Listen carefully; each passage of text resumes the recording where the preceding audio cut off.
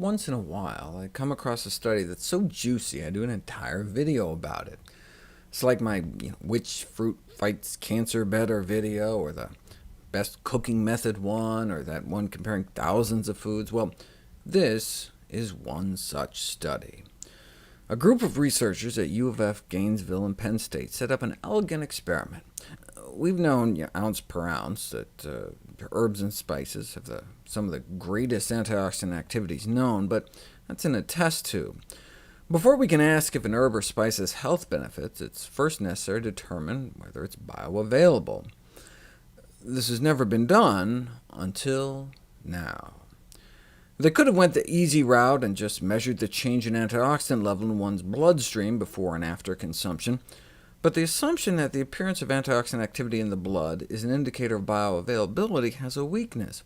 Maybe more gets absorbed than we think, but doesn't show up on antioxidant tests because it gets bound up to protein or cells, so they attempted to measure physiological changes in the blood.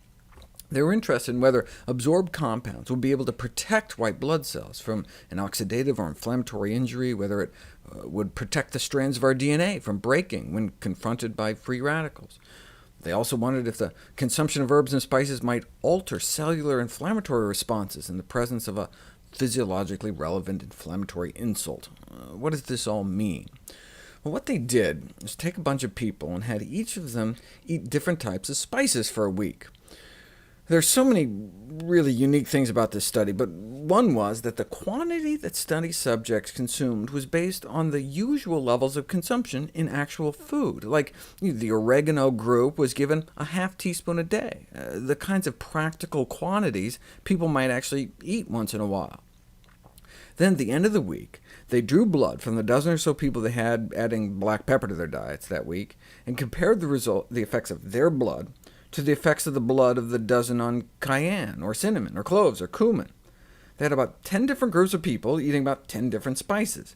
Then they dripped their plasma, the liquid fraction of their blood, onto human white blood cells in a petri dish that had been exposed to an inflammatory insult. They wanted to pick something really inflammatory, so they chose oxidized cholesterol, which is like what you'd get in your bloodstream after eating something like fried chicken. So they jabbed the white blood cells with oxidized cholesterol, and then measured how much TNF they produced in response. Tumor necrosis factor is a powerful inflammatory cytokine, infamous for the role it plays in autoimmune attacks like inflammatory bowel disease. Compared to the blood of those who ate no spices for a week, was the blood of those eating black pepper able to significantly dampen the inflammatory response? No. What about any of these other spices? Cloves, ginger, rosemary, and turmeric were able to significantly stifle the inflammatory response.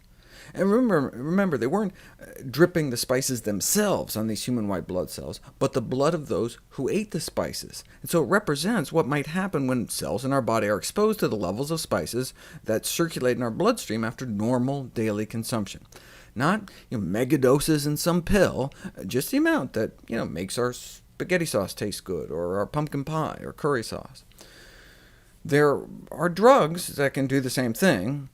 Tumor necrosis factors are such major mediators of inflammation and inflammation-related diseases that there are these TNF-blocking drugs on the market for the treatment of inflammatory diseases like osteoarthritis, inflammatory bowel disease, psoriasis, ankylosing spondylitis, which rake in, collectively, more than $20 billion a year, because drug companies charge people $15,000 to $20,000 a year for the drug. At that price, the side effects better be hugs and rainbows, but no, these drugs carry a black label warning because they can cause things like cancer, heart failure. If only there were a cheaper, safer solution. Curcumin, the yellow pigment in turmeric, a spice that's a tad cheaper and safer, but does it work outside of a test tube? There's evidence that it may help in all the diseases for which TNF blockers are currently being used, and so with healthcare costs and safety being such major issues, this golden spice turmeric may help provide the solution.